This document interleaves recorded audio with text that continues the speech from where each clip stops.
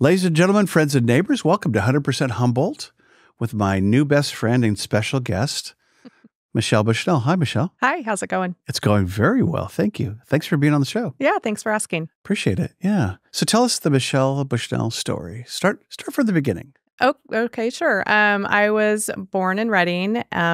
My parents, we were from Southern Humboldt, but was born in Reading, came back to Southern Humboldt, and was raised down there. It actually ended up being raised by my grandparents. My mom kind of went off the deep end when I was about 4, and my dad and her got divorced, and my dad went on to another marriage and other kids, and his parents ended up raising me on a cattle ranch down there in Bembo, and went to Redway School, went to South Fork High School. Wow. Yeah, and got married right out of high school and had my first child when I was 19 by a day. Whoa.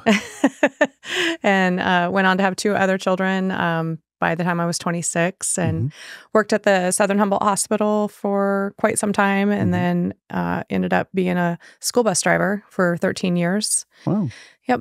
Got divorced and got remarried and bought a store in Garberville, the Bootleg. It's been there since 1981. Oh, right. Yeah. And actually the store, it's kind of interesting, but the man that owned the store, Greg Gratzel, was my grandfather's best friend, and my grandfather helped him get started in that store. So What's his name?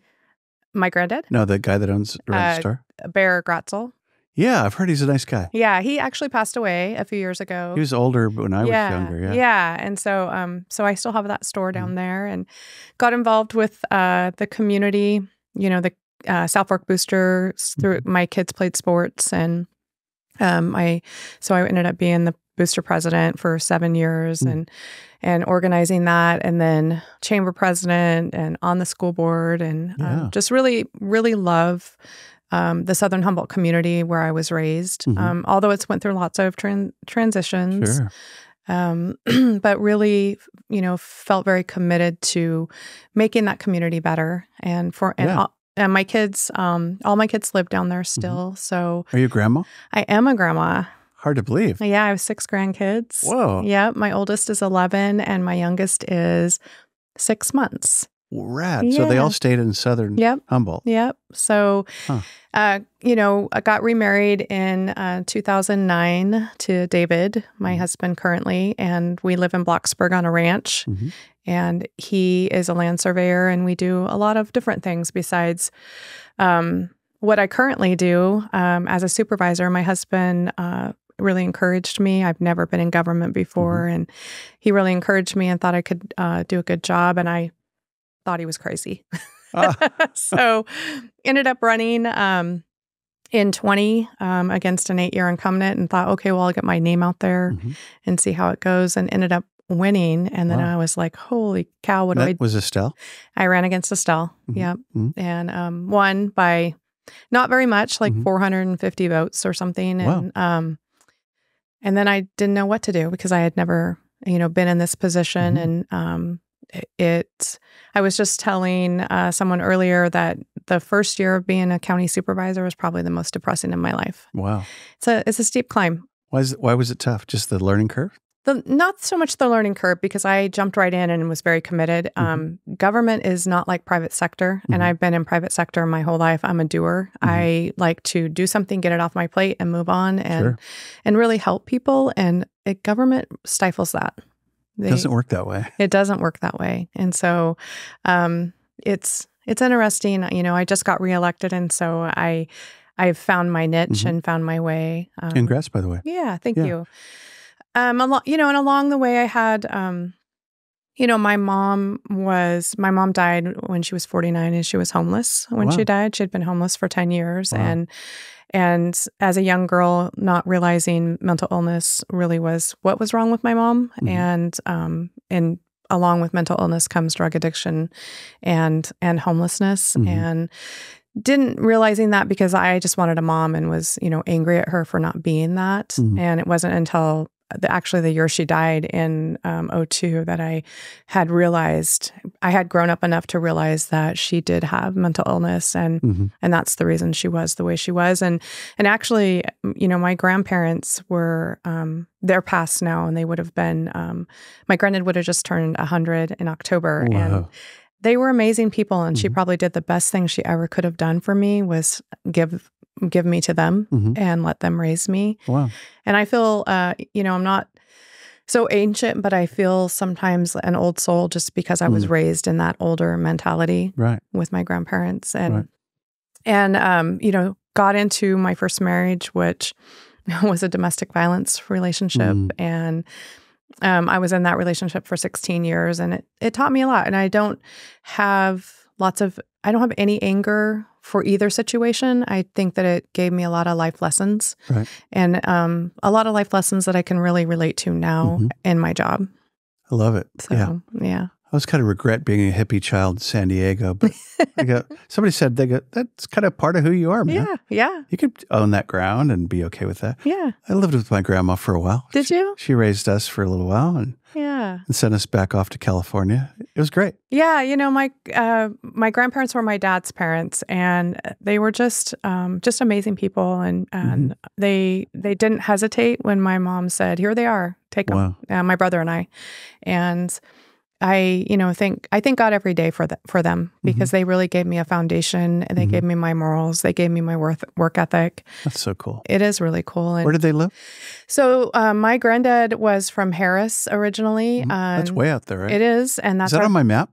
It is on your map, probably. Yes. That's my map. Yes. So Blocksburg is down that way. Yep. And Harris is like way the heck over. Yep. So from Blocksburg, it would be southeast of Blocksburg, and that's my family's ranch currently. Still Humboldt County? Yep, Humboldt County. He was born and raised there, and his dad was the postmaster, and his mom was the stage keeper. The stage would come from Laytonville up through Bell Springs, come to Harris. They would stay the night there. They had a little 4 rooms upstairs and restaurant downstairs. And so the stage would stay overnight there, continue on to Blocksburg, Bridgeville, Fortuna, Eureka area, and then do vice versa. My great-grandfather was born in Eureka, and my great-grandmother was born in Petrolia. Wow. She was a Stansberry, and my great-grandfather was a Smith. And so my grandfather they had a little school up there, and then kind of lied to get into the war. When he was 17, went off to war and came back. Met my grandma, who was from over in off of I-5 Willows area. Chrome, actually. She was raised in Chrome. And they moved back to Humboldt County and raised their kids. Cool story. Yeah. I love that. Yeah. Those grandparents. So a stage, I can't even. Yeah. There was no 101. No, there was no 101, and it was no pavement, of course, back then. And it was, my granddad used to tell me lots of stories, and they have lots of pictures, of course, which is really awesome. So I'm a 4th generation Southern Humboldt resident. And Bell Springs Road, what a road that is in the rain. It's a nightmare now. I can't imagine what it was then. We did that years ago. We got stuck in a rainstorm, and Joni and I and this other college guy are in her Volkswagen, and they diverted us around. Oh, right. Garberville or wherever we were, and it dropped in, and I'm going, what did we just do? We burned an hour plus in a muddy mess. Yes. Yeah. It's all dirt still, and it's quite rutted and just a very slow go road. Very rural, as they say. Good. Yeah. Thank you for a good backstory. That's so cool. Yeah. I mean, when I first, when I got divorced the first time, and the only time, and it will be the only time, I was a little leery telling people, because you don't want that to define who you are, and it doesn't define me. But I also know that it makes up who I am, and so as I've grown, as we mature, I realize that's part of my life, and it's part of my story. Yeah, and I didn't create that situation, so there's not a reason to be embarrassed about it. Amen. That's part of your narrative. Yeah. And you're right about the past not defining us. I like that. Yeah. Yeah, I like that a lot. Yeah, I was elected in 20. My grandfather had already passed, but politics were important to him, and he was quiet, about his politics and his beliefs. But I guess if I had one wish about this current job is, and I somewhere wherever he is, he knows, but I wish I could have talked to him about things because he really was a guiding force for me, and really just was really good at getting me to see both sides and narratives. And so he was really just really patient like that. Imagine doing that. I know. Doing that well. Yeah. Yeah. Yeah. That's cool. I love that. Yeah. Great story. Hey, segue into, so you went to Humboldt? I did not. I did not go to college. Okay. Yep. Gotcha. Nope. So I had a baby at 19 and went right to work. Okay. And I worked lots of, several jobs, and then became a single mom and had 3 jobs to support my kids. And and I drove school bus and I ran a bar and restaurant. Where's that? Brass Rail in Redway. Oh, right. Yeah. So that's famous. So I did the books during the day in between my bus driving, and then would go back to driving bus. And then at night I would bartend and waitress. So you knew Sheriff Downey back then? Very well. Actually, he went to my church. Yeah. Great guy. Yeah. Yep. He lived in Miranda and went to the Weat Christian Church. Lance Anderson was the pastor there. Did I read that Lance died? He just did, yeah. He was 83. I saw that on Facebook. Yeah. He was a neat guy. Yeah. He had a coffee shop down in Fortuna for a minute, right? Shots. Yeah. Shots. He started the original Shots. Yeah, I was reading that. I think I definitely have met him. Oh, yeah. Well, for me, he was a staple. He was not only our pastor, but he, was Garberville. I went to school with his kids, and he married LaDonna Williams, and Ed Williams was quite a person in Garberville. He owned Williams Chevrolet. He was a Chevy dealer. Yep. He was. And Lance was a car guy too, right? Yeah, he was. He got that from his father-in-law. Huh. And he also, was just a remarkable man around town, really cared about Garberville. And, I would see him and LaDonna walking all the time. And they were just really great people. So cars was his tent making job. And then, because Weat Church was a ministry miracle, right? It was really happening in church for decades, right? It was a 300 plus congregation when I was a young girl and going there. In a place that churches have 20. Yes. Yeah. Yeah. They have 15 now, I think. Right, so, yeah.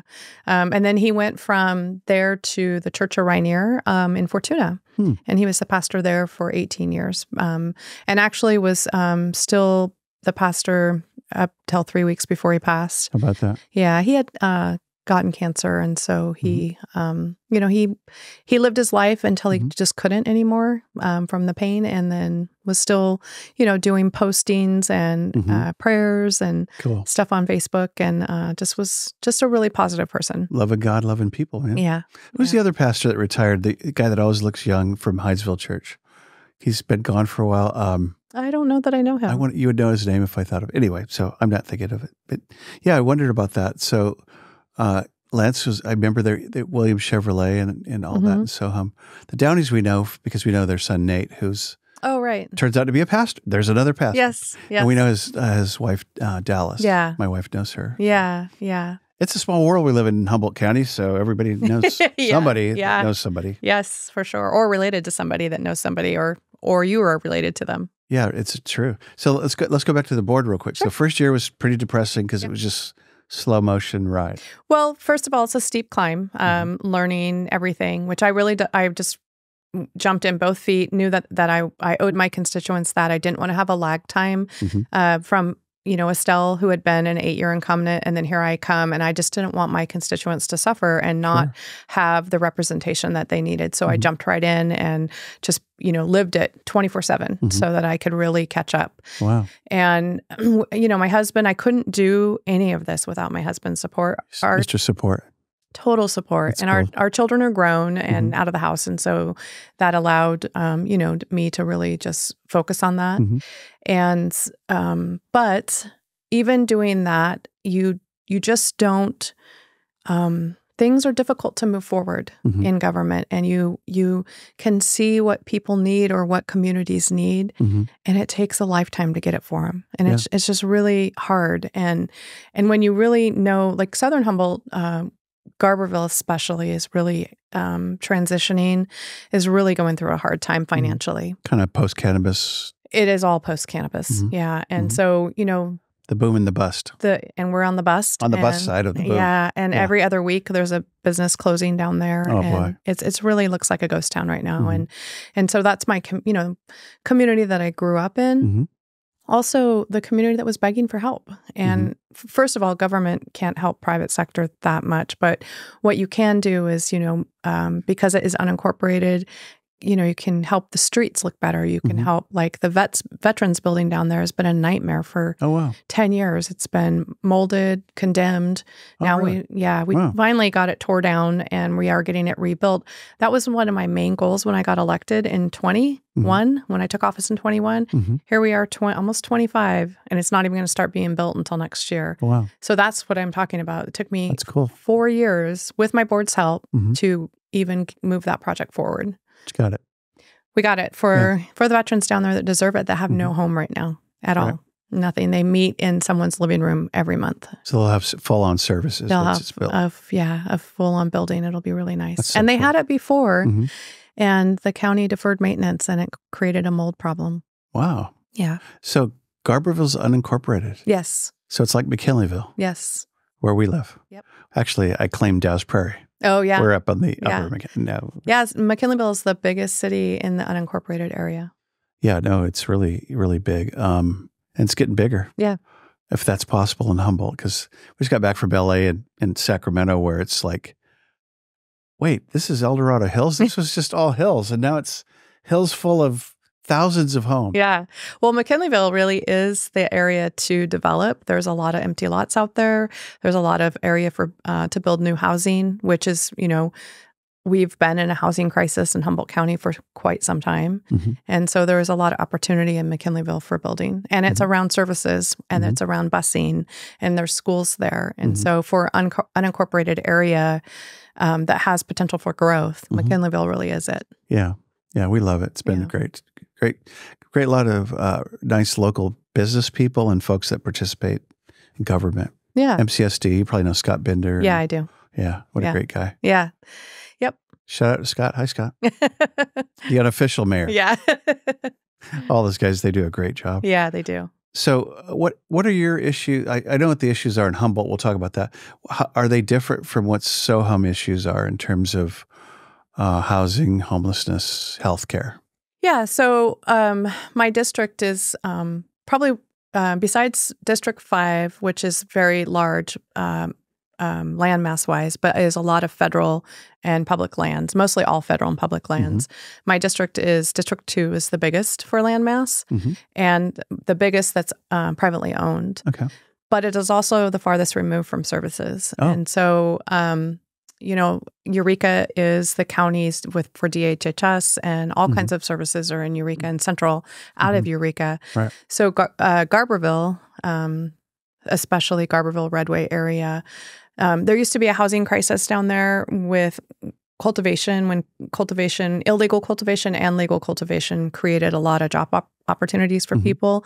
And so there were what they called the termigrants came in and would rent, one house and have 10 people in there. And then legalization came and still, people were still coming in, what they called the green rushers were coming in and there were no homes to rent. You couldn't find a house down there. And the prices were astronomical for rents, $1,600 for just $1,600, $2,000 just for a mediocre anything. And current day, There are a dime a dozen. You can find any rental down there you want. And we have so many vacant lands, so many vacant houses. I remember property was going for crazy money down there. Yeah. $1 million an acre for something you couldn't even cultivate. Yes. And so with that, also your comparables when people were buying lands were just outrageous. Yeah. And so now there's all these lands out there that are either foreclosed on, trying to be sold and completely vacant, and they're not selling. Yeah. And now people are starting to reassess their properties because they're way overassessed. Right. But also houses people bought houses for 2 times the value to have a house. And those are not rentable now. There's no industry down there. Wow. So foreclosures probably left and right. So Garberville is probably from what I understand, highest on the list for foreclosures right now in Northern California. Wow. So Garberville surrounding area, Sure. so the rural areas as well. Yeah. So it's a lot different. There's about a business every third week that's closing. We have very little for restaurants down there. We have very little for retail stores any longer. There's a lot of empty storefronts. Still a raise at a Shop Smart?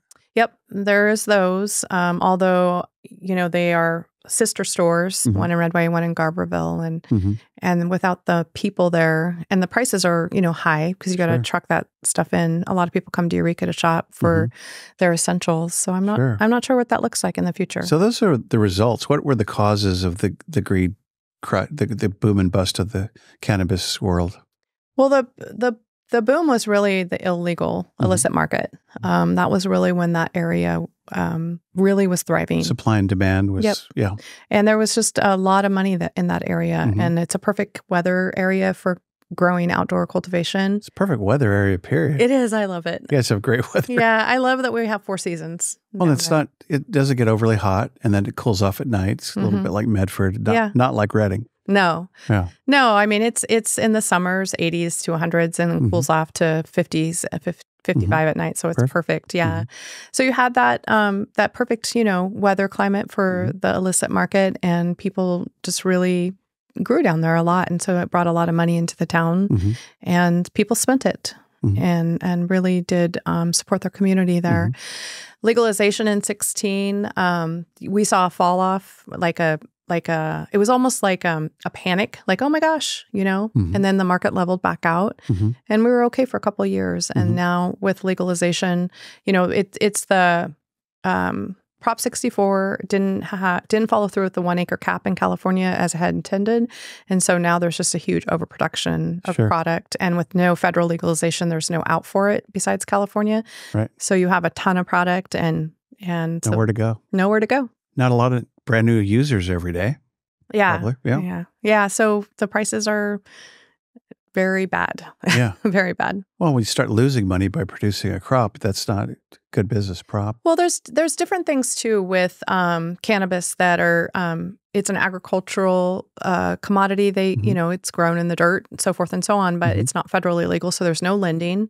So you can't, if you need startup money, there's not an opportunity for that. Right. There's no crop insurance. So if your crop molds, dies, gets eaten by the cow, whatever, there's no crop insurance. And so you either go to your local farm store and get credit and say, hey, can you carry me for 6 months until my product comes off? And then if your product doesn't come off, it's this vicious cycle. Yeah. And so it's not like a tomato crop where you can insure that or you can lend on that. Right. And you can say, look at my books, it's proven. Can I need some collateral. And so that really has hindered that that market. And also the permitting process is pretty hard and expensive. Right. And it's something, you can grow acres and acres and acres of grapes and not have to go through the permitting that. And you guys are bringing that back a little bit, right, as a board?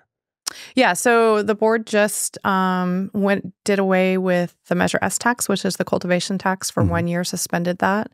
And so I actually recuse on that because I have a farm myself. And so I don't participate in that. That's one thing I can't participate in. And so they just chose to let the farmers opt out for 1 more year with a zero cultivation tax. Wow. But you still have the state. The state licensing is expensive. Right. So. Yeah, I remember upon legalization, the taxation became crazy. Yeah. And everybody's got, opinions around that. So, what it's sad for me is when I hear my friend from the chamber, they went down and they discovered families are affected. There's kids. There's also some downline sadness for a family or, my grandfather was a rancher and we raised beef cows, and he wasn't a cultivator at all, didn't believe in cannabis. It was a drug, and like a lot of the older population. And so I was not part of that culture when I'm probably one of very few in Southern Humboldt that didn't have that pot culture growing up. I was very shielded from that. And then to get into cultivation later in my life and have a farm now. So, there's stories with people, and some people think, they've got that version, that Murder Mountain version that came out, which is not true of Southern Humboldt and not even true of Rancho. It was a very hyped up, here, watch me type thing that was not actually docudrama that was not really real. And despite what people think, cultivators are just normal people like you and I, and they have families, and they're just raising their families and going to Costco and buying stuff. Yeah, and taking care of their community. That's how the South Fork High School Booster Club ran forever. The Booster Club was solely responsible for funding every bit of sports down there. And at that time, we had a bigger school, more people there, and they fundraised, and those cultivators paid for their kids to play. That's cool. They were very generous. Mateel Center, probably. Mateel Center. I mean, I can reference my store. I bought my store in 2011, and it was a booming store. And I should be closing my doors right now. And so I look at my books every month, and I'm like, oh my goodness, what am I going to do? I want to keep that service for the community, but financially, it's not making it. Right. And that store's been there since 1981. Wow. So a long time. Yeah. Hard decisions, right? Very hard. Yeah. Very hard. Yeah. So, then, so as my job as a supervisor, I get a lot of, how can you help us? And you really can't help private business, but you can, like I said earlier, if we could get maybe the streets redone down there and that kind of thing, the roads in a better condition. So we're kind of transitioning back to the 70s when tourism was really popular and really looking for that as an avenue in Humboldt County right now. Humboldt County has everything. We have, the cities up here, tons of culture in Eureka and Old Town, and Arcata has tons of culture. And then you have the outdoors, anything you want to do outdoors, and the most vibrant coasts, and then the beautiful redwoods. Right. And so if we as a county can learn to market that well, that'll bring people come here. They just don't stay here. Humboldt's special, and it's worth staying for, and it's worth working hard for. Love it. Yeah, we just have to get some kind of economy coming here. Yeah, Great Railroad Trail would be fun. Yeah. That'll come right through your district. It will. It's not in a couple generations. Yeah, so the Eel River Canyon is pretty controversial right now. The ranchers out there are having a little bit of a fit about it, and they're scared. It's fear-based. They just don't know what it entails, and they've worked hard to keep their lands intact and safe, and so we'll see. But I think it could bring great economic opportunity. I understand that hikers are mostly not gangsters, and bike riders would probably be pretty mellow, wouldn't it? It's not the hikers that will utilize that trail that they're fearful of. It's more the local population that will utilize it for access. Access, yeah. Yeah. So, for burglaries or? They do it now. Theft? Yeah, they do it now. So it's, and also if you've got, a bunch of rambunctious kids out there, they're going to use that trail with four-wheelers. I would. Or something. Yeah. Get you from point A to point B. Look, they built us a new trail. Yeah. Oh, cool. These are hill kids, man. Yeah, exactly. These are mountain boys and girls. Yeah. Yeah. No, different. Yeah, I hear you. Whole different mindset. Yeah. Willow Creek, same thing. Yeah. Willow Creek, the same thing. And they're in a rebuilding also. And they were largely very dependent on cannabis for a lot of years. And so they're in a downward turn as well. And when I got elected, I got on the board, and you have 4 board members you have to get along with. And whether you like them or you don't like them or believe in what their beliefs are. And our district, Humboldt is so vast, and really the districts are really different with constituent bases and political beliefs. And this is a nonpartisan job, and so we're all supposed to be working towards the greater good. But I don't know if you've ever watched one of our meetings, but at times it can be, it's difficult. You guys are on TV. Yeah, we're on TV. Yeah, I know. I've seen it go, did Rex say that? I know. Or yeah, of course he did. I remember my first year, I'm like, do not cuss on TV. I had to remind myself that. Oh, no. Are there people that swear in the meetings? Oh, Rex does. Does he? Yeah. A little bit? Okay. Oh, yeah, he does. Potty mouth there? Yeah, he does have a potty mouth. Oh, come on, Rex. Come on now. He doesn't care. No, he's a free spirit. He is a free spirit. He's a very free, Humboldt spirit. Yeah. So what do you see the issues that you guys face or coming into immediately in terms of the Board of Soups? Our budget. So yeah, low budget. It's always So we're definite spending right now. We were deficit spending last year, 18 million. This year we're at 15 million. The year before that, I can't remember the number. It was my first year, but so like last year, I know that 10 million of that deficit was Measure S taxes not being paid. We didn't budget that in this year and still came, with a $15 million deficit. So when you're pulling that money out of your piggy bank, and you're not really recouping that money, you're in trouble. And it goes quick, right? It goes quick, and it's big ticket items. The departments, when you're funding a department that needs $47 million, it's not nickel and dime stuff. Right. So our biggest issue right now in this county is the county's budget as far as government goes. And it's affecting every department we have. It also affects the services that are given out to the communities. And, we're on a hiring freeze right now. We're almost all departments are closed on Fridays. Just it goes on and on. Does that freeze include law enforcement, sheriff's department? So it does, but there are exceptions that they can bring to the board for public safety. And so if Sheriff Hansel needs a position, he brings that to the board and requests that. And that comes on consent, but if one of the supervisors doesn't like it, then they can pull it. Tell us everything you think about Billy Hansel. Everything I think about Billy Hansel? Sure. So I get along well with Sheriff Hansel. I don't think anybody I've met ever said, "Oh, he's just terrible." No, it's just like everybody seems to like Billy. Yeah, I mean, him and I, we have different ideas about law enforcement in my community, and I want more law enforcement down in Southern Humboldt, and he doesn't have the budget to give it to me, and I control his money, and he controls my deputies. So so it's this give and take with him and I. I respect law enforcement large, and he has a difficult job, and especially being under budgeted and having such a large county. I think he does it really well.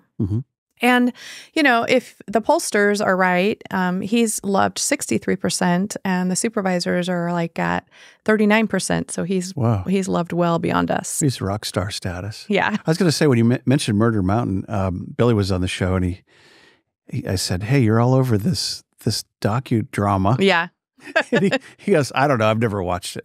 Well, and he didn't know that they were going to spin it the way they did. Yeah. And, law enforcement actually helped them. And then it got spun. It should have been like Meth Mountain instead of about cannabis. But it just was. I've never watched it. I won't give it the time of day. It's pretty spun. It's not what we are. Yeah. It's not yes, there's some crime here, and yes, there are some bad things that happen in Humboldt County, of course. It's not like, it's in every county. Every county in California, it's all over the world. And to me, that did not help our county. Yeah. Nobody wants to come to Murder Mountain area. Right. It scares them, and that's not the truth of it. Yeah. So I can see them scaring tourists away. That's what it did. Yeah. Yeah, it was terrible in my book. Yeah. So, and I have a piece of property on Rancho Sequoia. That's what that is. And it's a great community. There has been some bad things that have happened in that area. It's just like you say Alder Point, and people are like, "Oh my gosh." But I go through Alder Point. That's, my kids were raised there, and it's a great town. Did you call it Rancho Sequoia? Rancho, yeah. Is that an area around Alder Point, or is that a ranch? Murder Mountain. That is the mountain. That's the Murder Mountain. It's called Rancho. Okay. It's a subdivision, Rancho Sequoia subdivision. Okay. Yeah. Gotcha. Yeah.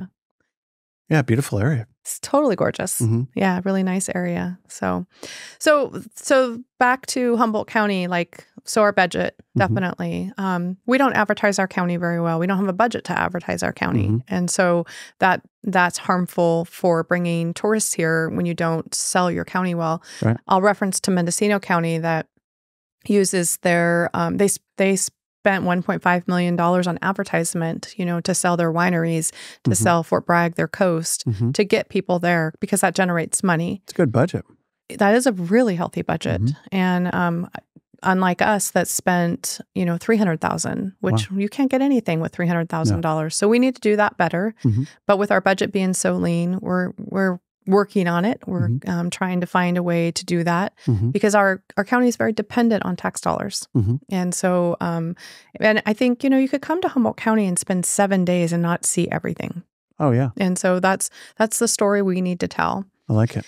And then the other issues, even though we don't have the largest homeless population, I think we see them more because we're not as populated as like LA or San Francisco, Sacramento area. And so 10 homeless folks in Garberville streets, you see them every single day. Yeah. And so it's just more in your face than it would be, say, down in the cities. Even though they have more homeless than us, it seems more acute here.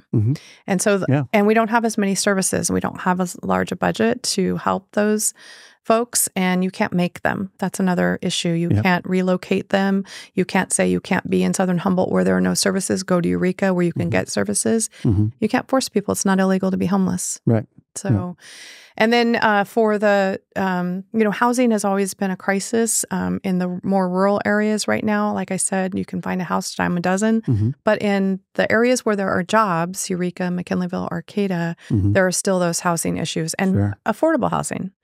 Is Rio Dell affordable? It is affordable. And Scotia? Yeah, they are affordable. Yeah. And they're close enough to work areas that people can, that's not too far of a drive. I think that we concentrate on low-income housing so much that we don't build very many medium houses, medium-income houses. Sure. I hear from doctors that come up here, I can't find a house that, they want not the lowest, not the richest, somewhere in the middle. Right. And they can't find it, and they end up not staying. Yeah. And that brings healthcare too. Healthcare in Humboldt County is difficult. Yeah. And if you are in a health crisis, it's forever to get diagnosed. It's forever to get treatment. Yeah. And people don't like that. Yeah. It's really personal for us. Joni had a stroke 1.5 years ago, and it's been an odyssey and a journey and a sojourn. And let me give you another couple words. Oh, wow. But she's okay now, but it's just like crazy stuff, man. It's really... Well, and there's not, our population, 130,000, we have people that have cancer here. We have people that have strokes. We have people that have MS. We have people that have everything. And there aren't the specialists here. And I'm not dissing on the healthcare because the ones that are here, they work hard and they try their best. Oh, they're wonderful. They are wonderful. And I thank God every day for them. Especially even the small, like in Southern Humboldt, the emergency room, people say it's a Band-Aid station. But when you need a Band-Aid, you better count your blessings for having them there. So they can package you up and ship you out. Yeah. Hey, time of the show to, Nick, it's that time where we do the Humboldt County quiz. Are you ready? Sure. So what's online today? Let's see. Oh, turns out it's your lucky day. It's a Belize bar from our friends at Dick Taylor Chocolate. I've never given them a full commercial. Dick Taylor Chocolate, located in Old Town Eureka, features the highest end of dark chocolate. You probably already know. I do know, actually. They're great guys. So. They are. Hey, so Michelle, if you have question 1, you have a day to do something in Humboldt, just anything, no responsibilities, money's not the object. What would you go do?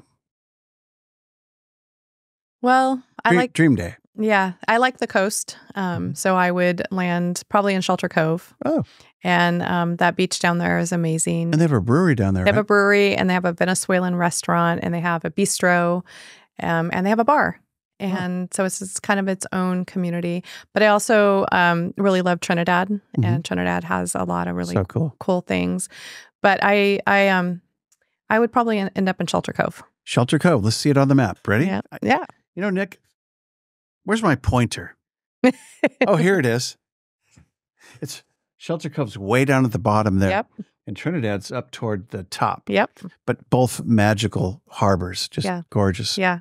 Yeah, they're we spend a lot of time because we live close to Trinidad. Oh, nice. We love it up there. Yeah. I grew up going to Shelter Cove, and, they used to have the mosquito fleet out there and the Maki family. And it was and still is just a magical place. It's really fun. It is. How far is that from 101? Is it 45 minutes? Oh, yeah. 45 minutes, about 24 miles. Okay. Pretty windy, curvy. But also pretty if you want to take your time. Yeah, it's beautiful. You go through the post office box of Whitethorn and the post office box of Bryceland, and then wind your way out to Shelter Cove. Wow! So they do have a gas station. They do. There's a gas station there. They do. Yeah, I remember. Just the cliffs above Black Sands, looking out over the ocean and seeing ships and the whole nine. It is a magical little place. It is. What's the population? Is it 1,000? I think it's around 1,200. Okay. Yeah, it's a lot of retirement community out there, and they have one of the best fire departments in my district as far as volunteer fire departments. They do a lot of water rescues. Speaking of Black Sands, Black Sands is known in Humboldt County for its large undertow, and people that come into Humboldt County and don't know that area tend to want to get into that beach because it's beautiful, but it is just so treacherous. Sucks people out. Oh, it's dangerous. Yeah. Hey, we're from Iowa. We don't know how to swim. And the water's 48 degrees. But we're going to go for it. Yeah, and it goes straight downhill there, and there's no undertow where, you go over to the marina and you can walk out. It's all flat. You can walk out and only be in 5 feet of water. Yeah, we're up like Big Lagoon where the same thing. It just, it's taken people over the years. Sad. Yeah. Yeah, and there's signs everywhere. And there is out there too. People just don't, and then you can hike the Lost Coast. So not only would I, spend my day in Shelter Cove, but hiking the Lost Coast is pretty magical. Okay, since we have our Southern Humboldt concierge, question 2. Where do you go? These are hard. Where do you go to eat? Because I guess, A, it's limited. B, they're all constituents. So if you could go top 3 or 4 places, where would you take people? So I would go to Miranda, and they have I'm going to lose the name. Well, they have the Miranda Cafe for breakfast and lunch, which is just amazing. And then the best steak one of the best foods around is the Miranda Palace. And never heard of it. That's funny. It's amazing. Huh. And actually got voted for one of the best steaks. Is it grass-fed beef? Yep, from grass-fed. Soham? It's grass-fed. It's aged. Great atmosphere. Amazing wine. Really? So, and then there's always the Bembo Inn. Sure. So the Bembo Inn is just classic. So fun. Yeah, and it just changed hands from John and Teresa Porter. Right. Just sold it to the McDonald sisters, which their father had owned a portion of it anyways, and so they just are running with that and doing an amazing job. Cool. So those are the two. If I was going to take someone. I would, Bembo is just really classy, and then the Palace in Miranda is just super easy. You could go in your sweats, and it's just has great food. Yeah. Yeah. I like Bembo Inn a lot. We got to stay for a night, and it's classy casual, right? Yeah. Yeah. I love Bembo Inn. Yeah. Yeah. And people from all over the world come. It's weird. I grew up in Bembo. That's where my grandparents' ranch was. And when the lake was still there, I used to swim in the lake. The lake was amazing. It was amazing. Never went to Bembo Inn until I was over 35. Oh, that's funny. Yeah. Never had visited there. Yeah. Never stayed. Never had eaten there. It was too bougie. It was like up there somewhere. And I was poor. Yeah. I was poor raising 3 kids. It costs money to do a dinner. It does. It does. So we have several kids, and I remember In-N-Out Burger used to just kill us. Oh, yeah. Or McDonald's. Can we just do peanut butter sandwiches, please? Yeah. No. I was a single mom with 3 kids, and I didn't have money to eat out with my kids, and I barely had money to buy milk. So I paid my bills. I owned a house, but that took care of my kids, but I didn't have money for extras. Another defining thing of the past, which is good. Yeah. It's like now we can make money budget a little bit. Yeah, no, it's true. It's very true. Okay, question 3. Where do you, when you're at a Board of Soups meeting downtown Eureka, where would you go for coffee? The Grind across the street.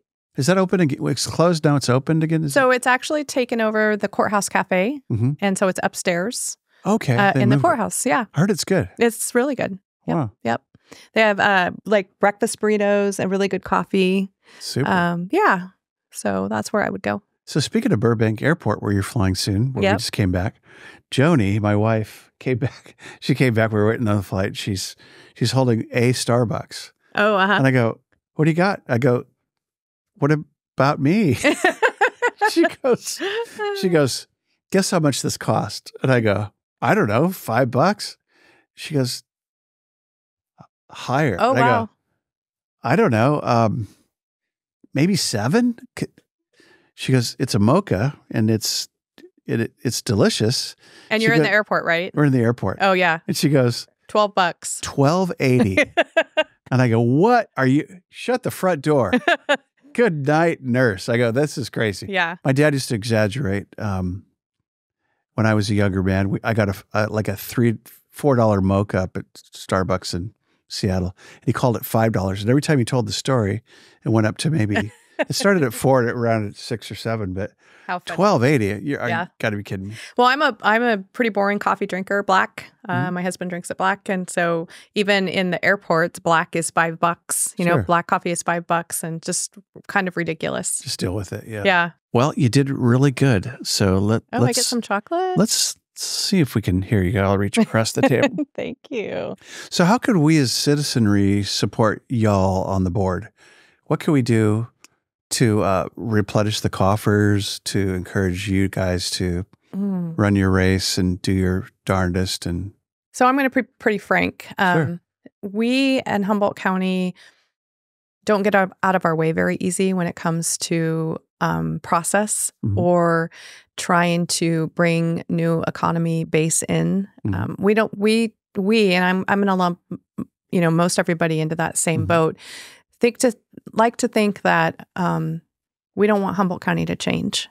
And so we get a lot of people when projects come forward, they don't want it. They don't want that change. They don't, and they especially don't want something that's going to make their life a little different. And I think for myself on the board, it's frustrating for me when I see an opportunity that comes to Humboldt County, first of all, to bring jobs, second of all, to bring economy into Humboldt County. And we not protest it, but we complain about it and we don't want to see it and we don't want to see that change. And so if people want Humboldt County to be vibrant with good doctors, new young families, we have to have something here for them. Yeah. And we can't keep saying no to everything that crosses our board's path. Now, with that being said, it is also very important that we hear your voices, that we know where do you draw the line? What would be okay? And how, if a project comes forward, can we modify it instead of just saying no? So think about, okay, well, I don't necessarily like that, but maybe if it was just this way a little bit, it would be okay for me. So try to, I think we have to try to adapt a little bit. Yeah. And it's super important. I like that. I like adapt versus compromise. Yeah. But compromise is good too. That's how we got here. Compromise is good. It is true. Compromise is okay. And if we can still get a viable product and then the constituent base can be happy, that's a great compromise. And a tax base. So we can afford roads. So Measure O passed, is that correct? Yeah, Measure O is passing. Is that that's going to be helping, especially your district? It's going to be helping my district a lot. Yeah. My household was split on that. My husband, he was helping me fill my ballot out while I was doing dishes, and he was asking me the questions, and he got to Measure O, and he said, he asked me, and I said, that's a yes for me, and he said, nope, I can't do it. I'm going to leave it blank. You're going to have to do it yourself.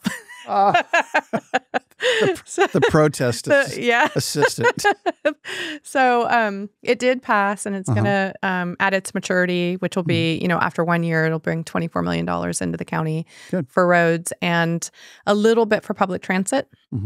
And so I'm looking forward to, we'll see our first monies in April, and I'm really looking forward to getting some better county roads, especially in our rural areas, say to Shelter Cove or to Honeydew or to Willow Creek, out in those areas where travelers, when they come to Southern Humboldt, that's what I hear. Oh my gosh, these roads. Yeah.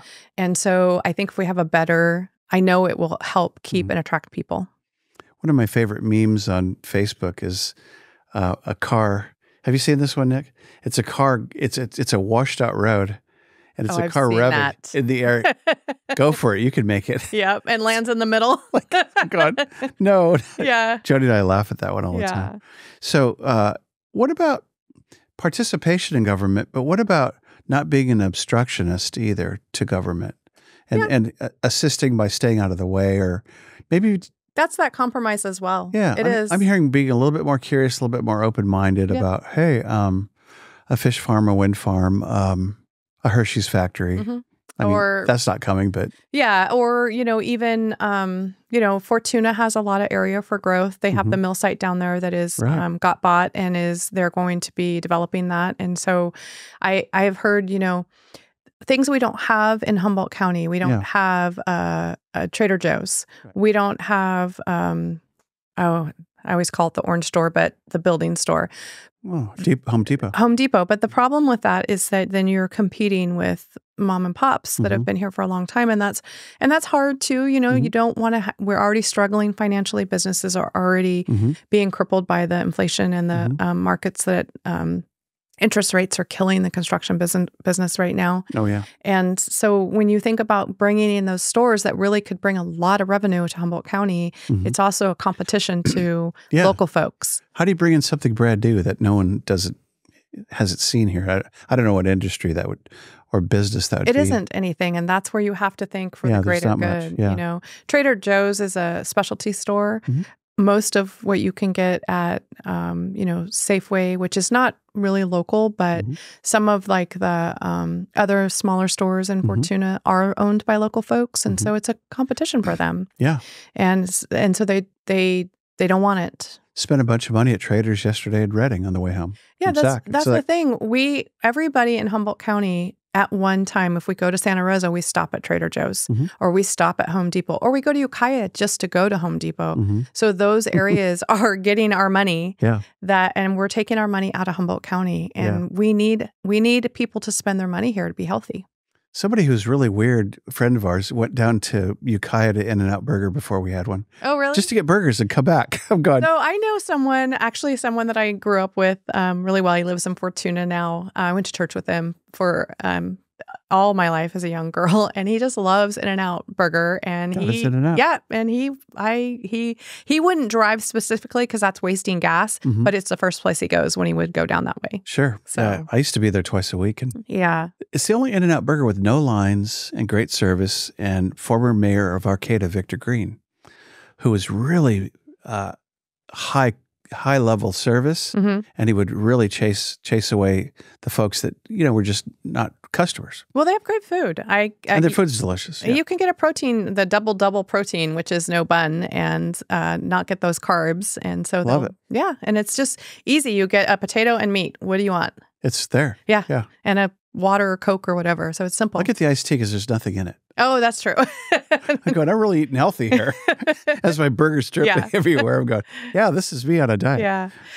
Yeah. So our board, back to, trying to be helpful for Humboldt County, our board goes through compromises every board meeting. We don't all think alike. We don't all have the same constituent base. And so compromise is something we have to do. Amen. And so I, oftentimes vote on things that I don't. First of all, I'm not voting for myself ever. I'm voting for my constituent base in my district. Right on. And how I feel about my job is I have two responsibilities: to my district and to the constituents in my district, and then to my county. If my county's broke, I can't do anything for my constituents. So I have to make sure our county's healthy. Yeah. And you do that, for one thing, the Board of Supervisors hires the department heads. So I don't know everything about planning. I don't know anything about planning, actually, nor do I know anything about laying down asphalt. So you want to put the smartest people in those seats. Sure. And then you trust them, and you really have to. And so that's one of our responsibilities. And then compromise, especially, we're a very diverse board, and Arcata is vastly different than Fortuna. Sure. And so, I trust when Supervisor Wilson says the constituents of Arcata want this, then I trust that because that's his constituent base. But we are not a 5-0 board. We often end up on the opposite ends of each other, but I think we try hard to compromise for our county and our constituents in it. Someone mentioned, and I don't mean to oppose that, but somebody mentioned that there's a bit more consensus on certain things of late. That it's more 5-0? Yeah. It is getting there. There must be a lot of 5-0 issues that are easy. Well, consent, we always are 5-0, most of the time on consent. There's a lot of 5-0. There's 3-2 sometimes. Sometimes there's 4-1. It just depends. Because I don't vote personally for myself, I have at times thought, oh my goodness, this is something that I just oppose, but I'm one of 28,000 in my district. So I have to really, and that's another way people can help. Email your supervisors. Okay. Tell them your feelings. Yeah. Don't blast them at the board. That's not helpful. It's not helpful. It's not helpful if you don't have a base prior to that or have a conversation with your supervisor. It's really important that we hear people and we hear as many diverse opinions as we can. So, Michelle, what would you like to leave us with in terms of what's your legacy? What are we saying at your funeral? What would you like folks to remember you for? That I'm a doer, that I care. I'm a little brassy sometimes. I'm not that warm and fuzzy person, but I do work really hard for the people of Humboldt County, and I'm passionate about trying to complete things and do the best that I can. I love my family, and I love where I live, and I love Humboldt County. I believe in it. Right on. So. Glad you're there for us. I love it. Even though I'm on the other side of the county, I'm glad you're playing on the team down there. Yeah. Rex sometimes tells me, he'll say, be a little nicer. And I'm like, I didn't know I wasn't being I'm just to the point, That's okay. It's who I am. And people are learning it. I've been on the board 4 years now. And so I never intentionally would ever hurt somebody, but if I don't like you, I don't talk to you. Right. So if you're avoiding us, there's no fake. There's no fake here. That's good. I like it. But as constituent base, I work for anybody. They're my constituents, so it doesn't matter if I like you or I don't. Yeah. But I just really love our area. Really love our community. That's cool. So. Yeah, I think of New York brash, and I think of California schmooze on a spectrum, and I think there's some balance. Yeah. Hey, can you just cut to the chase? Yeah. What are we talking about here? Yeah. I'd like to know, and that's respectful just to go, hey, I want to talk about whatever roads. Yeah. I would love for a lot of real honesty on our board. Sometimes you want to hold things back because it's, you're elected. And so you're thinking, if I say that, is that going to hurt me? But if it's the truth, and if it's honest, I like it. Then it shouldn't. And, I voted no on things before and people have gotten upset at me, but I always explain why. I always explain why. This is why I'm doing this. And people have said, I wasn't happy about that, but I understand because you explained. Yeah. And I think that's really important. Then when you prove that you're on the right side of history, then hey, you were voting your truth. Well, and people, I think they forget that supervisors are people and have feelings. Oh, yeah. And social media is nobody's friend. Not at all. At all. And so... Freaking trolls out there. How dare you troll? Yeah, it's just, Get out of here with your trolling ways. Well, and my family reads that. My kids read that. Terrible. And it is, social media is nobody's friend. Yeah. Jody says there's a couple of people on the local trolling line that just hammer, like Pastor Bethany. She writes for Loco, and Nick's interviewed Bethany. I have. She's great. Yeah. And it's like, are you kidding? What?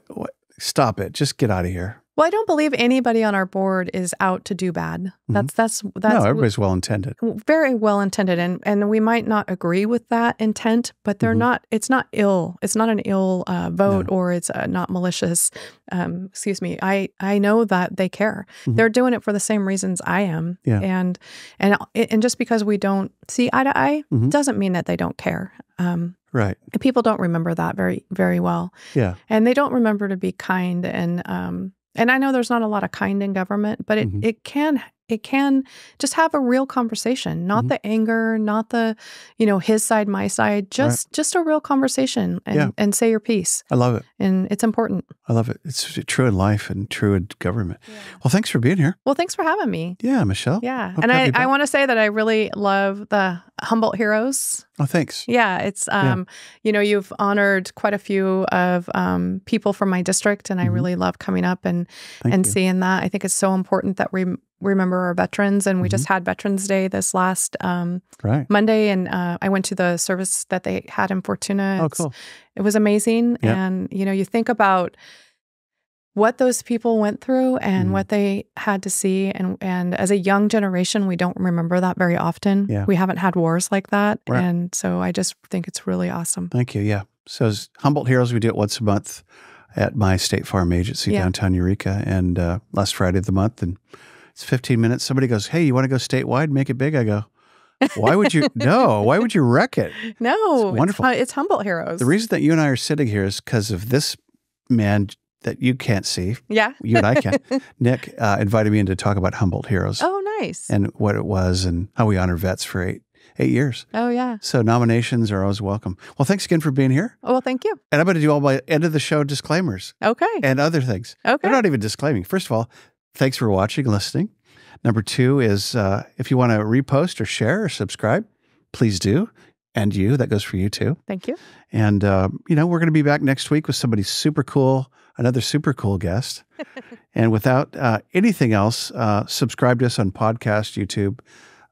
Access Humboldt. We're on TV. You're going to be on TV. It's going to be great. Okay. And with that, I'm going to sign off and say, see you next week. Scott Hammond, 100% Humboldt. Have a good day.